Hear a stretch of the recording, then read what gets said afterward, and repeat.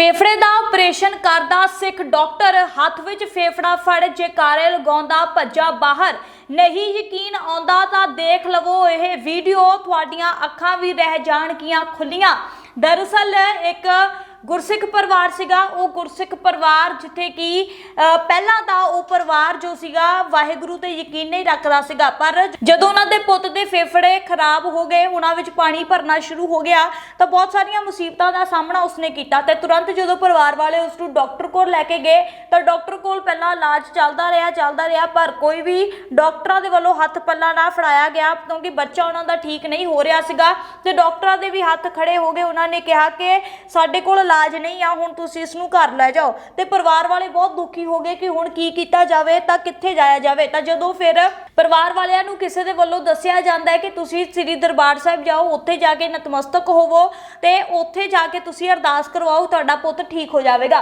परिवार वालियां ने मान लिया। उस तो बाद परिवार वाले जिहड़े ने श्री दरबार साहिब जांदे ने, उत्थे जाके नतमस्तक हो के ग्रंथी साहब नूं कहंदे ने कि साडे पुत्त दे फेफड़े खराब ने, तुसीं अरदास कर दो, तुसीं अरदास करो तो उस तो बाद असीं अखंड पाठ साहिब करवा देवांगे।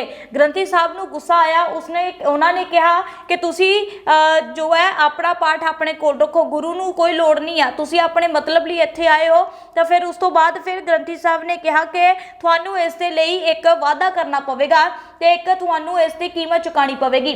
फिर उस तो बाद परिवार ने कहा कि तुसीं हुक्म करो, जिन्ने भी पैसे चाहिए ने उन्ने पैसे तुहानूं दे देवांगे, तुसीं साडे पुत्त दी अरदास कर लो।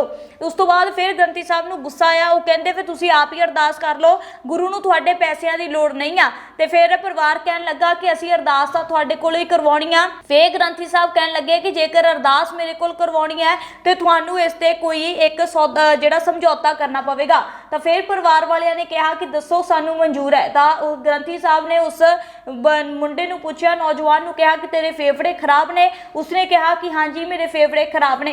तो उन्होंने कहा कि फिर तेनू जो है गुरु दा सिंह बनना पवेगा, तेरे अपने आप फेफड़े ठीक हो जाएंगे, तो तेनू जो अमृत पान करना पवेगा।